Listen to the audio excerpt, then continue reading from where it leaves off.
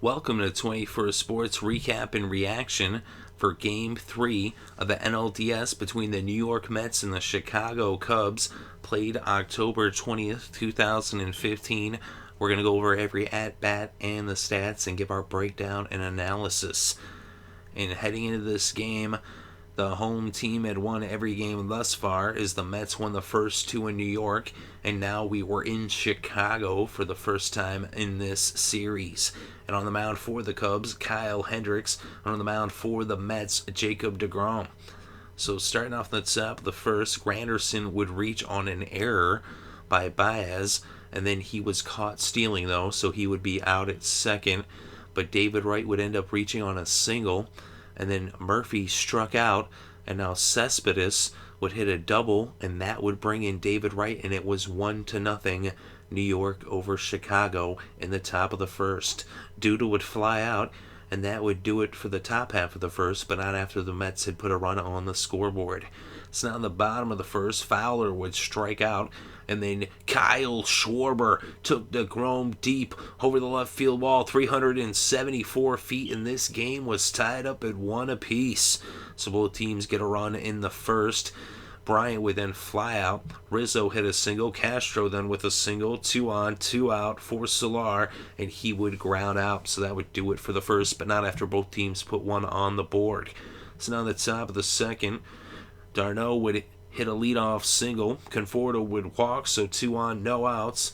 And Flores would hit into a fielder's choice, and d'Arnaud would be out at third as the lead runner. And then deGrom hit into a double play, and so the Mets would leave a couple stranded, and we would head to the bottom of the second.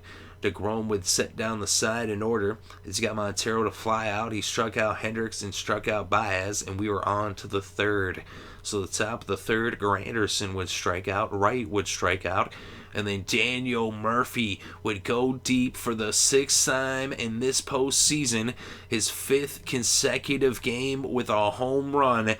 A history-making performance in this postseason. He has been on fire. He goes deep to center, 419 feet, and the Mets are back up by 1 with the score 2-1 New York over Chicago. Cespedes would fly out, and that would do it for the top half of the third, but not after Muprhy had used his big bat to put the Mets back up by 1. So on the bottom of the third, deGrom would get Fowler to foul out. Schwarber would walk. Bryant struck out, and then Rizzo grounded out, and we were on to the fourth.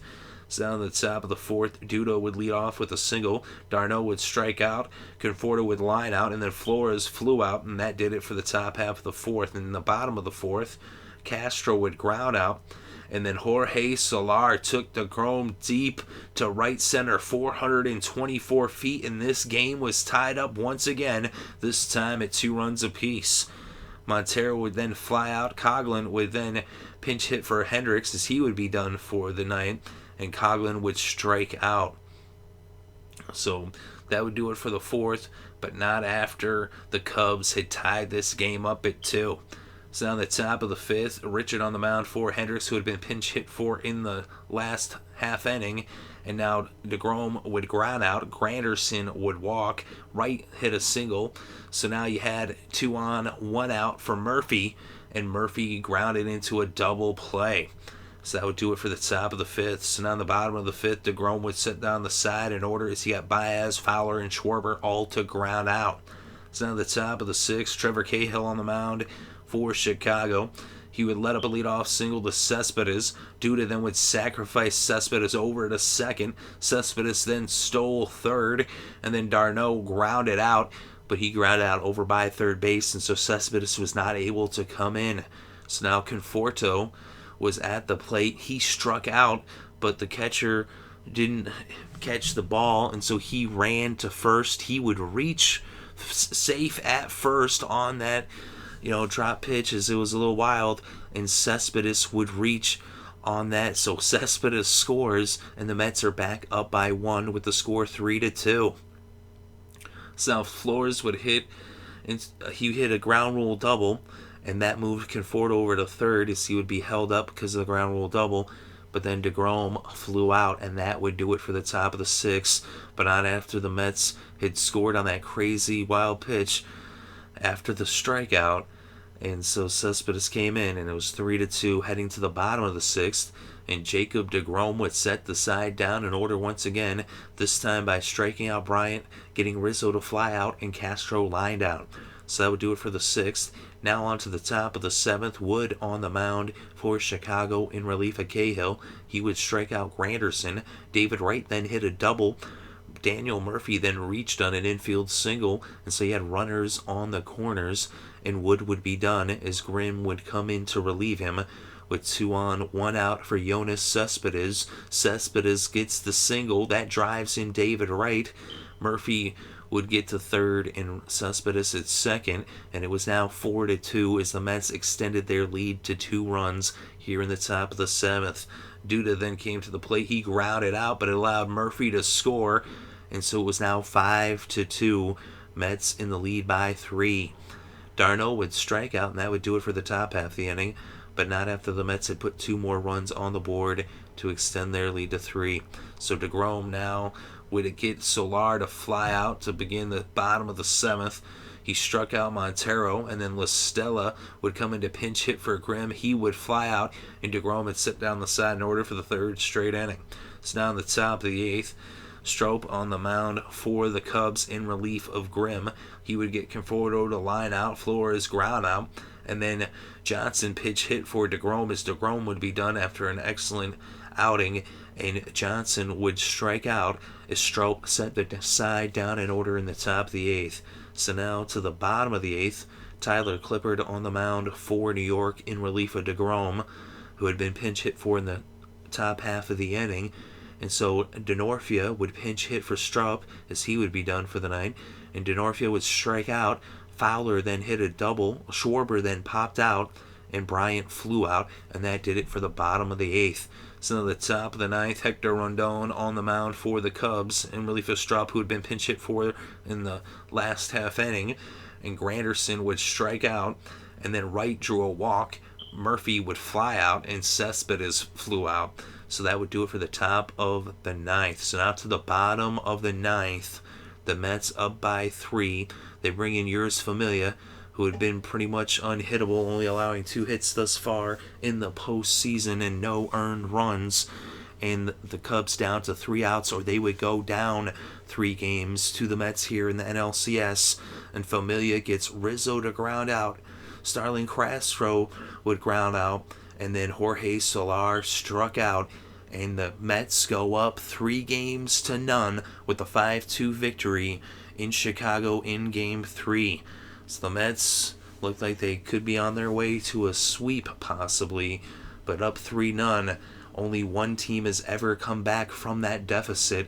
Of course, that team did have the same GM as the Cubs, Theo Epstein, and the Red Sox did that back in 2004 against the Yankees, another New York team. So it has been done before in the past, but against these Mets, I don't know if we're going to see that happen here in 2015, especially with the way Daniel Muprhy is swinging the lumber. Muprhy with his 6th home run of this postseason, his 5th consecutive game with the home run. He's now batting .364 in these playoffs with a slugging percentage of .939. So Murphy's just been going off in this postseason. Another home run for him, and an all-around performance by the Mets. An excellent pitching performance by deGrom, allowing just 2 earned runs off of 4 hits in 7 innings. He also had 7 strikeouts. And of course, both of those those were home runs that he allowed. He allowed the home run to Schwarber in the 1st, and then the solo shot to Soler in the 4th. So deGrom just made those 2 mistakes, really. Other than that, he was pretty much lights out. Clippard came in, pitched an inning. It didn't allow any earned runs, just the 1 hit. He also had a strikeout.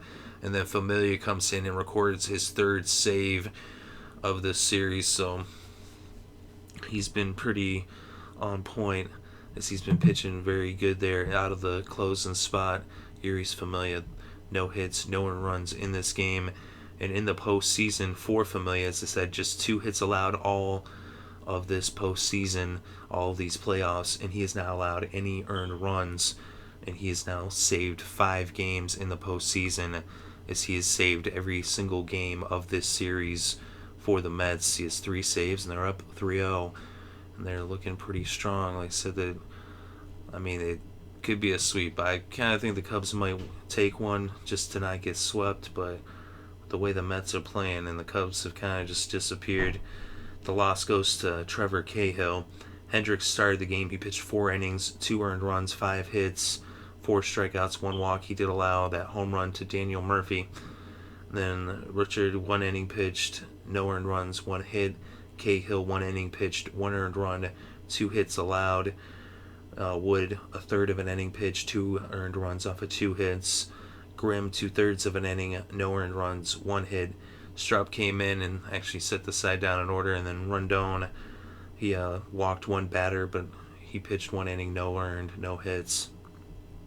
And then on offense, David Wright, 3 for 4, 2 runs scored. Muprhy, 2 for 5, 1 RBI off that home run. He also scored twice as he came in for the 5th run of the game, as Cespedes drove him in. Duda drove him in, in the 7th. And then Duda, speaking of Duda, he was 1 for 3. Cespedes was 3 for 5, 2 RBIs, and a run scored. Of course, Duda had an RBI. And then d'Arnaud, 1 for 4. And then Flores, 1 for 4.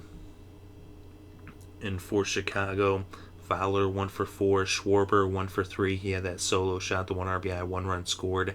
Soler, 1 for 4. The 1 RBI, 1 run scored off of that solo shot as well.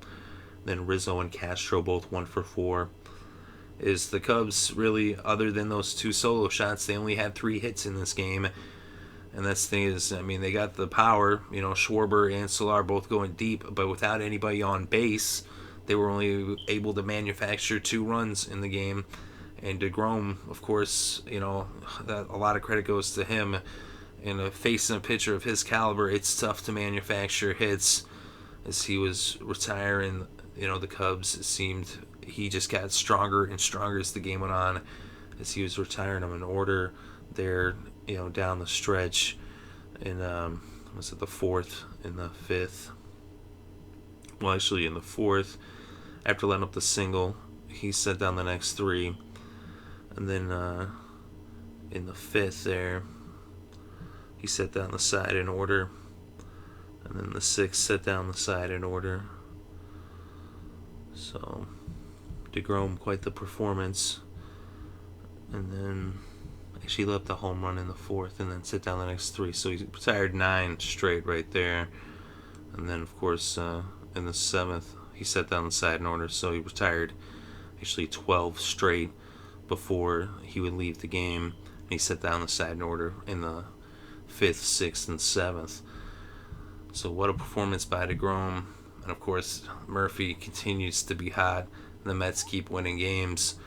At this point, at this rate, they look like they're going on to the World Series. It's not quite over yet, though. It has happened once before. So let me know what you think, though, in the comment section below. Do you think the Mets are going to sweep? Do you think the Cubs can come back? Either way, let me know. Definitely interested to read your thoughts and opinions. Thank you very much for listening. It's greatly appreciated. I hope you're having a good day and have a great week. And are having a great week and have a great weekend coming up. And enjoy all the sports.